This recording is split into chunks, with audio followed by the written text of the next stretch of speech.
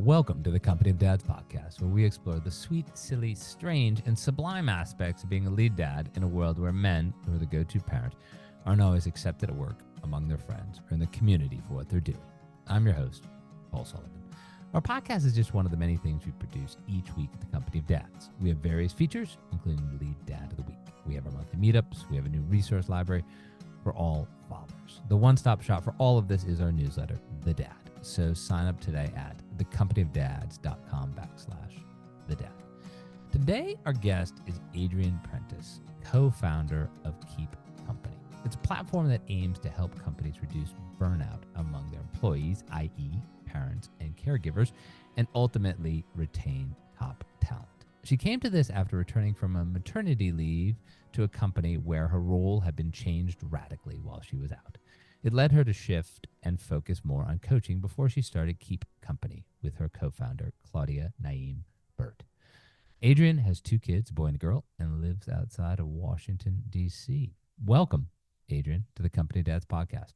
Thanks, Paul. Happy to be here. All right, a non-Keep Company question for all of our dad and parent listeners who are talking to the kids. What did you think being a lawyer would be like before you actually became a lawyer? Oh, probably much like most of my family members think it is. They ask me about parking tickets and they ask me about divorce, or they watch too much Law and Order, so certainly was in the courtroom, and glamorous and really well dressed, is probably how I imagined it in my early days. And that's how it was, right? Absolutely, 100%. No, not at all. I actually became a transactional attorney with a very specific niche in technology transactions for, at the time, it was called e-health startups. And that's dating myself because now it's called digital health. So never really have entered the courtroom in my life, except for when I did a couple pro bono matters. And I'm not really into fashion, so I was never the well-dressed attorney either. Do you at least have like the soundtrack from Law and Order as your ringtone?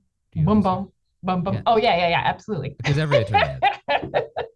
It's my alarm, actually. It's what I wake up to every day. I'm ready to go lawyer today. All right. Shifting to serious. So, Keep Company, we're going to spend most of our time talking about that and what it does for employees, what it does for employers, how it kind of is helping change the conversation. But tell the story first. What happened when you returned from that maternity leave to the company where you were? What'd you find when you got back there on day one? Yeah, absolutely. So I think even going to go before that, I really had very much part of my identity was being an attorney and was being ambitious. I really invested in my career and I loved it. And then when I got my new job at home, I had Evelyn, my daughter, that's obviously a job I felt like I was failing at because I'd never done it before. And then when I went back to work, it was supposed to be kind of my safety place because I knew I was good at this. I've been doing it for a really long time. And I felt that people perceived me to be less capable or committed to my work in the office now that I had become a mom, frankly. So that looked like different things to me. Did they say stuff to you, or is that your perception? Or you talk about why you were thinking that when you went back? Yeah, I think it was the opportunities that were given to me, right? Whether that be, depending on your role or what you practice, like the big deal, the big case matter, budget, who was invited to certain calls. There was a lot of presumptions made about what I would be willing or capable to do because maybe I didn't want to travel as much. There was assumptions made around that, which again, that might be true for some people in that phase of life. But I think the issue is these assumptions that are made, which are quite frankly, like pretty paternalistic, no pun intended, but didn't necessarily fit what I wanted for myself in my career and how I wanted to integrate them. So I felt like my story was being written for me instead of me having a voice in what that looked like. And especially at a time, again, I'm still learning this new job. It was really confusing. Yeah.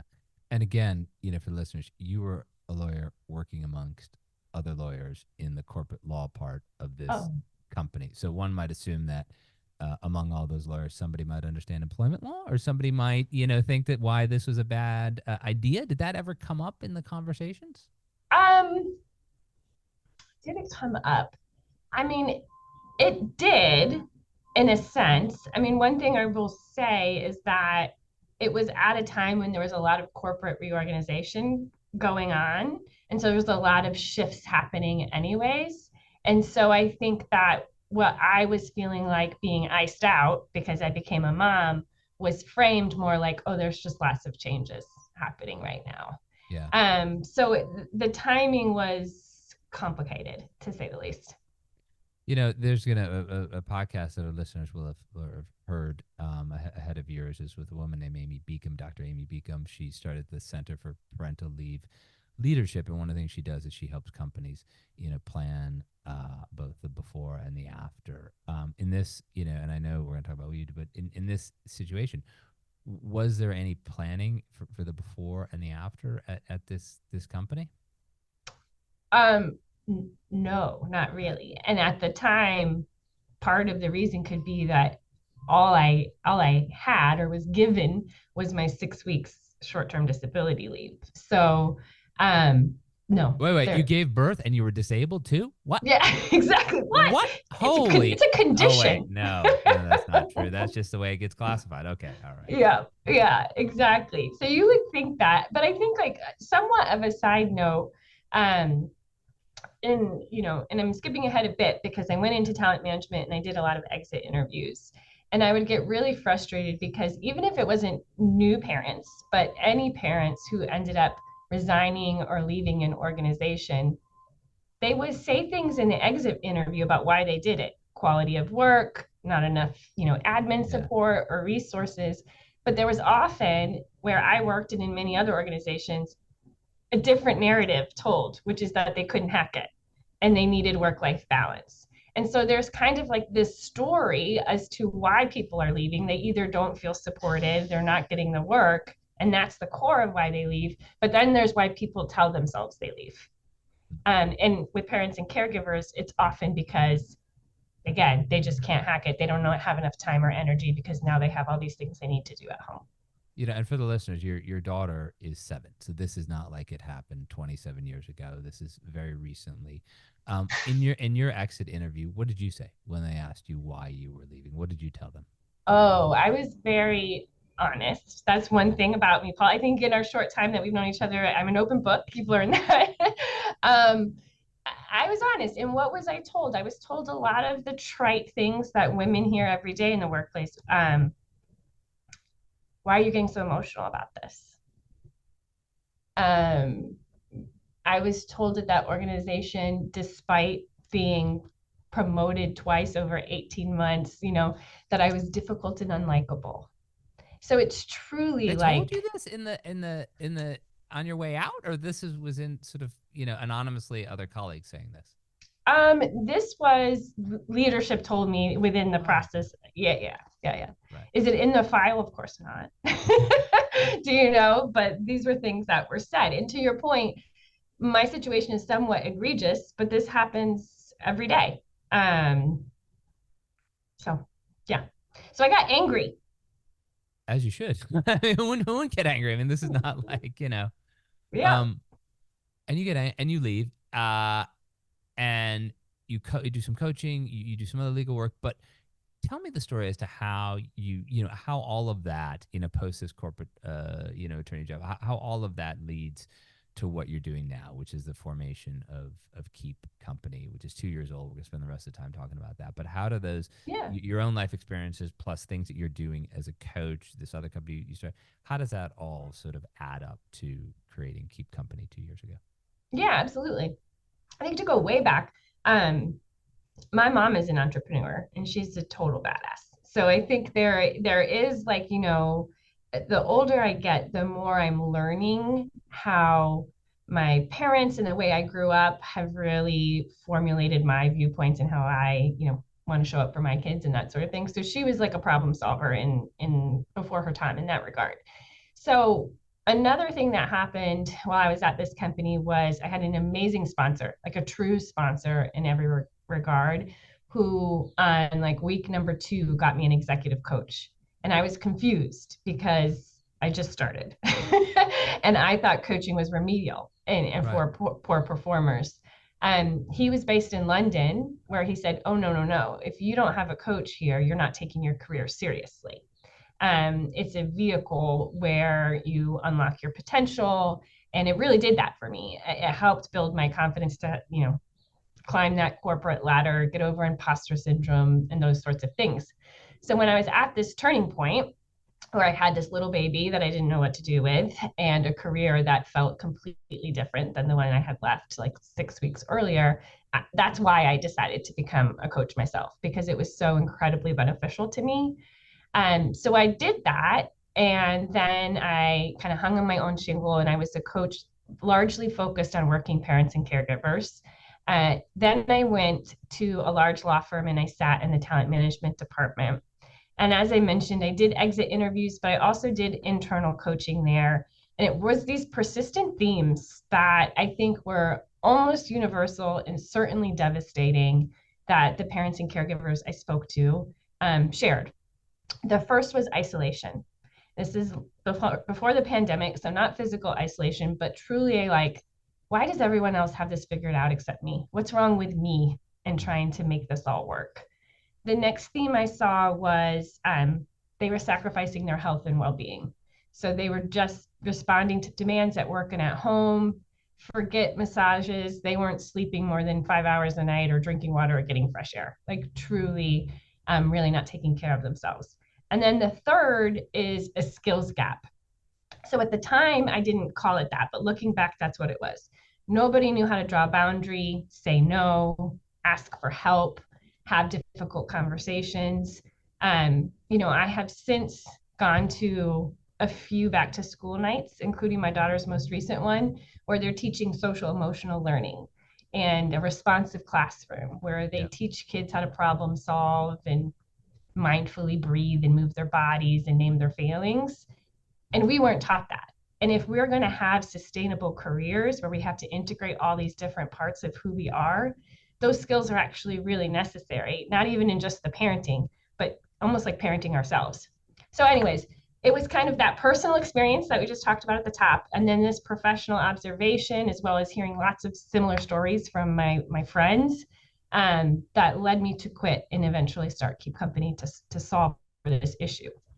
I love this issue because my kids are also in a school where they have the responsive classroom, and one of the things they do is the whole ruler method. But they talk about the colors, and there's blue, green, red, yellow. Where are you on the color? And it's pretty obvious. Red is angry. But and I would love this to be in corporate America. Imagine if this was in some of the biggest law firms in America, and you're like, okay, Miss Senior, Mr. and Mrs. Senior Partner, where are you? What color are you today? Yeah. No, it's so funny. I mean, I'm sure you recently saw Elmo went viral. And what did he say? He just said, "How is everybody out there?" Yeah. Right? Like, take a pause and checking in with yourself, and that self-awareness is really, really powerful. And I think that's like the core is, how are you today? And then where appropriate, share that with others around you. So either they can have that context or they can support you, and you can develop meaningful connections and relationships. It's super powerful. One of the things we did, also 2 years ago when we started the Company Dads is we polled a lot of working moms because, Company Dads is about lead dads, and lead dads are the go-to parent, whether they work full-time, part-time, or devote all their time to their families. But in many cases, they're there supporting their spouses or partners. And this part was unscientific, but we go around and talk to, senior female executives. And I always remember, this woman who's quite senior at a big-time law firm, runs one of their practices. And she says, yeah, my husband is a lead dad. He's there, behind the scenes. He has another job, but he's there. And she says, yeah. And when I go around in those partners meetings with all the female partners, a lot of them either have a lead dad in their life or they're divorced. And all the male partners are kind of looking at them baffled. Now, this is not a large sample size, but that was left to her to figure out. And that was left to her and her fellow, partner colleagues to figure out on their own. What does Keep Company do to help, people not have to figure this out on their own, because some of them figure it out and they have a good partner and they make it work, and some of them end up getting divorced, and some of them get burnt out. And then we talk a lot about burnout. So what does Keep Company do to help so that all the onus doesn't fall on the individual to figure this out? Yeah, gosh, so many thoughts, Paul. So to begin with, so the first thing that we do, so we're a group learning platform. We're combating isolation by bringing parents and caregivers who are similarly situated together. We pair them with one of our expert coaches, and the coach leads them through our behavior science-based curriculum, which is largely focused on these skills that I just mentioned: communication, social, emotional skills. So the first thing that we do is we find their people. So the gathering is not based on just one slice of who they are. So it wouldn't just be partners at law firms. It might be partners at law firms who are in dual income households with school age children, also caring for a parent with dementia. And when you can get a group of people like that together, any sort of shame, like it's my fault, or I guess I just can't figure this out, lifts. People feel safe, they feel brave, they can be vulnerable. Not only can they share ideas with each other, but they can inspire each other to make changes. So the very first step that I think in doing that is, one, finding your people. The next is just the space. How am I going to do this? I don't know. We don't give ourselves, like, this is really, I'm really, really stressed. What would help? I don't know what would help. And so we literally are giving them the time with other people and obviously an expert coach to think about what would help and then go ask for it. So that's it's really like unlocking agency in folks, but giving them the skills that are necessary to have those hard conversations and make progress in a way that feels authentic to them. One thing I'll also mention is I was the first year associate before I met my husband, probably single, in a panel or something at my first law firm, and I heard a similar message from the women partners. To be partner, either you needed, yes, they were either divorced or they had stay-at-home spouses or they had basically 2 live-in nannies. And a lot of people coming up, and I would say it's probably becoming even more prevalent, look up and they're like, nah, I don't want that. Mm-hmm. That's not how I want to show up for my family. And so they're opting out. What we are trying to do is, as I mentioned, really empower the individual with skills and community, but then we partner with our clients, the employers, and aggregate our data and make suggestions to them. And one of the easiest things we say is spotlight your leaders who have both this big job at home and a big job at work, and have them talk about how they do it and what's hard about it. Because lead dads are awesome, but not everybody has them. Right. Sure. And so then how else do they make it work?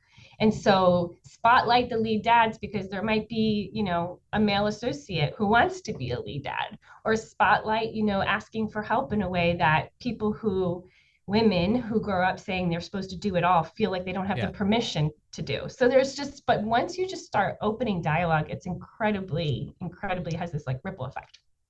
I can see where that can be so powerful, but I can also see where that could be potentially go off the rails. And I say that because there is this, the myth of the power mom or the person who has it all. But the reality is nobody ever has it all. And when we're not honest, or we don't feel that we can be honest and say, I had it all because I had X, Y, and Z, to help me out. That's one. And the second part, and I see this a lot with male leaders, particularly post-COVID, is they suffer from confirmation bias. Like, this is the way I got here, and so therefore you should do something similar. Why don't you all want to be back in the office? I was in the office and I did all this. And they don't realize that the world has changed. I mean, one of the stories I always tell is my next door neighbor is in his late 80s, and when he was working at Smith Barney back in the day, they had a telephone installed in his house that they would call because he would take the train home, and that would be the special bat phone that Smith Barney had installed so he could take a call. Now, imagine today if somebody started at Smith Barney and it's like, hey, so great to have you here. We're just, by the way, part of the onboarding is we're going to install a phone in your house, and we're going to call you because we've been doing it that way for 47 years. I mean, what are you talking about? This place. How do you, when you're working with these leaders and getting them to share their stories, how do you help them shape those stories so that they end up being inspiring to younger attorneys, younger whatever the workforce may be, versus almost hagiographic, whereas or detrimental, because this is how I did it, and therefore, if you want to be a partner one day, the only way you can do it is doing these 7 things. How do you make those stories Yes. beneficial to the younger workers?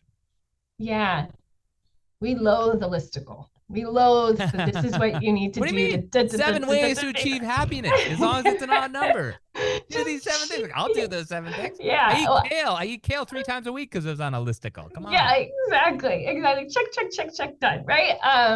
But that's, people do crave that. So I think like from the very beginning, we kind of say like, look, you got to do work. If you want to make this work, then you have to put in the work, which again includes some like a self-assessment, awareness, reflection, courage and bravery. So that's more of an aside. The 2 things that I think what you're flagging is a real risk. So thank you for bringing it up. The way that we advise to get around it is, 1, emphasizing everyone has their own path. I'm going to share with you my story. Your story is going to look different because your support network at home might look different. Your means, your privilege might be different, right? But if in spotlighting stories you make it that it's a story and not everyone's is the same, is one way to at least kind of proactively combat that risk. I think the other, and we talk a lot about this, is seasons. So I think it was Michelle Obama who said, you can have it all, but just not at the same time. And I think what we talk about sometimes is there's going to be seasons, and the season might be a week, it might be a month, it might be a year, where you are leaning into one part of your life. Maybe it is your work, maybe it is your kids, and maybe that's because you've got a kid who's struggling at school, or maybe it's because you're up for promotion in 18 months. But just knowing that like anything you decide to do is not forever, and opportunities will be there at the end of that season. And so to like put an example together, we do, as you mentioned, we work mainly in professional services with law firms. So having partners, moms, dads, caregivers, share that they went part-time for a period when their children were whatever age, and then they came back to full-time, and then they ended up making partner eventually, but maybe it was a couple years later than if they hadn't gone part-time or whatever. That's the story that people want to hear. I mean, sometimes people in law firms, for lots of different reasons, we are trained to be very like to not have flaws, right? The billable rates are very high, the attention to detail must be there, so showing any kind of vulnerability is difficult. And so if you have a partner who is sharing their full story, then that gives hope, and there's a path. And then you have more, and the more paths you have, the more it gets back to this point that you can craft your own. You just have to figure out what matters to you. Most people I know, most parents, moms, dads, they don't think about their will. We're going to keep this in legal terms. They don't think about their will or their estate plan until something bad happens, until a parent dies, until a friend suddenly has a heart attack. When law firms or professional services companies reach out to you and they want Keep Company to come in, is there usually a moment that has happened when they've realized, holy cow, we've done this wrong and we need this? Or do you come in because you help them see something that perhaps they weren't able to see before? Yeah. So there are law firms who have had gender discrimination suits brought against them, largely around pregnancy. So those firms, that's kind of like there's an urgency to it, and that makes them realize, oh man, we need to think more about how we're supporting people in their transition to parenthood. So there is that. We work with caregivers in addition to parents, so people who might be caring for an aging parent. And I have found that there are certain companies that are just a bit more forward thinking or people first than others. And those that are already getting ahead of this caregiver issue, because by 2034, we're going to have more people over 65 than kids under 18. That means we're going to have more people in the workforce who are caregivers, more people who are caregivers and parents, so the sandwich generation. And so those firms, and they're known, and their websites, frankly, can all kind of look the same and say the same thing, but the ones who are walking the walk, they're the ones who are like, oh, caregivers, we need to do something for them. So they reach out in that way.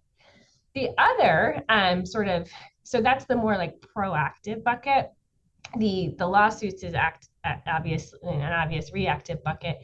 But another one is they're losing top talent. Women and people of color in particular are burning out and leaving work at a higher rate because of their caregiving responsibilities at home.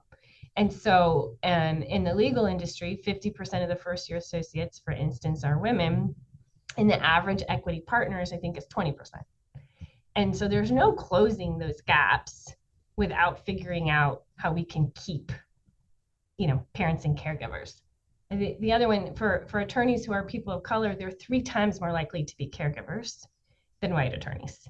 And they're leaving because they're taking care of their family at home, whatever that might look like. And so I think that's the driver, the people who are paying attention to the attrition and to the themes amongst it. And then, of course, to like the multiple of the costs that is leaving in the bottom line are starting to be more proactive. And then the last thing I'll say, and I really, really hate like reductive generalizations about generations, right? Like Gen Z this, millennials this, boomers are this, I was born in 1982. I'm a very old millennial, so maybe that's why I hate it.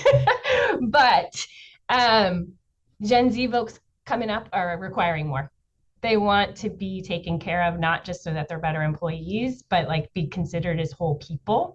And I think a lot of organizations are already feeling that and starting to take a more like holistic approach to the resources that they offer.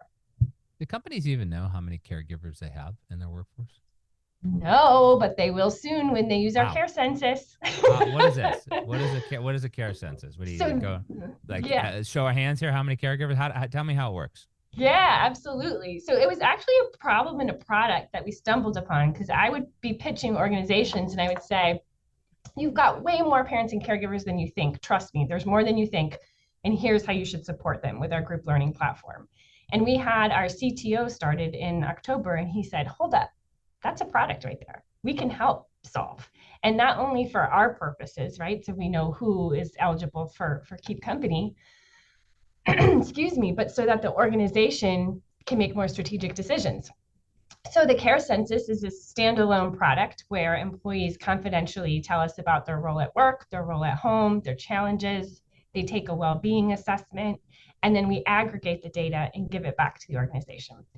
And now the organization can say, oh, 90% of our resources are for new parents, but 80% of our parents have school-aged children and above. Holy cow, we had no idea how many caregivers we had, because care recipients aren't dependents and that sort of thing. So it's the idea of this, like, you can't improve what you don't measure. Yeah, we totally agree on this. We've rolled out ideas at the company dads, like care days and care shifts, and part of it, it's like you had quite a very, very short maternity leave the first time around at 6 weeks. But companies can at least latch on to something like that. They can say, okay, well, look, we give 6 weeks, we give 12 weeks, we give 3 months, we give it equally to birthing and non-birthing parents, and they can show it and measure it. But as everybody who is a parent knows, you could give somebody a year's parental leave, and it's not like on day 366 everything just is smooth sailing and gets easier. I mean, all kinds of things happen along the lifestyle of being a parent, and of course you add in broader caregiving responsibilities. It's tough. So when having this data, having this knowledge, being able to show companies just how many caregivers not only do they have, but at what stages those caregivers are, come back full circle and tell our listeners, how then does the caregiving platform work? How do you take both that data for the individual company and the proprietary technology you have around this learning system? How do you merge the two of them to have a positive outcome for both the employer that requires certain things and the employee that requires certain things that may or may not always overlap with the employer? Yep, absolutely. So when someone completes the care census, part of that, as I mentioned, is a well-being assessment. What we do on the back end is we aggregate, based on those responses, the burnout risk and the attrition risk. So the organization is now getting a pulse of how their parents and caregivers are doing. The other thing, now kind of closing that feedback loop that we do, is when at the end of the census, based on what people shared about their caregiving responsibilities, we do two things. One, we connect them directly with resources that are already available. So their organization might already have Bright Horizons for backup care. They might have Milk Stork for breast milk delivery. They might have mental health apps to help them. And so if someone, looks like, based on what they said, they could use one of those, we would say, hey, do you know your firm has blah, blah, blah? Click here, go get it right now. Because a big pain point for organizations is they do have a lot of resources, but nobody's using them. Yeah. So while we have the attention, we're going to point them into that direction, do some light benefits navigation. The example I give a lot of times for a caregiver population is we can say, hey, did you know that 4 hours of respite from caregiving drastically improves your own mental health? And did you also know Bright Horizons has elder care, not just child care? Go get you some help and get a break. And so we're, again, connecting individual to existing resources. And then what we do is we also have our own resource library available. And so in that is, again, not listicles, but skills, tools, frameworks that people can use and put into practice right then. Of course, if the client has also subscribed to make our group learning available, people can opt in to participate in our next cohort right there at the end of the census. And then that's like kind of like kicks off their experience. But the idea is not everyone is comfortable talking about their caregiving for good reason, right? Fear of retribution, fear of being perceived to be less capable, less committed, privacy concerns. And so this way we are giving them a safe place, whether it's the census or their group, to share what's going on, and then connecting them with resources the firm's making available, and then allowing them to form relationships and deepen their learning through our curriculum. That's awesome, Adrienne. Thank you for the Bright Horizons shout out for those listening. We now have a podcast I'm co-hosting with Bright Horizons Chief Digital Transformation Officer Priya Krishnan, called The Work-Life Equation. It's going to run all alternate weeks to the Company of Dads podcast. Adrienne, I got to say, I know you don't like listicles, but you may be in my list of like top 7 guests ever. So. Oh, I love it. I like that. But I can't say that because you don't want a listicle. Adrienne Prentice, co-founder of Keep Company. Go check it out. Thank you, Adrienne, for joining us on the Company of Dads podcast today. Yes, thank you, Paul, and thank you for your work and to all the lead dads. Big shout out and fist bump. Thank you for listening to the Company of Dads podcast. I also want to thank the people who make this podcast and everything else that we do at the Company of Dads possible. Helder Mira, who is our audio producer. Lindsay Decker, who handles all of our social media. Terry Brennan, who's helping us with the newsletter and audience acquisition. Emily Servin, who is our web maestro. And of course, Evan Roosevelt, who is working side by side with me in many of the things that we do here at the Company of Dads. It's a great team, and we're just trying to bring you the best in fatherhood. Remember, the one-stop shop for everything is our newsletter, The Dad. Sign up at thecompanyofdads.com/thedad. Thank you again for listening.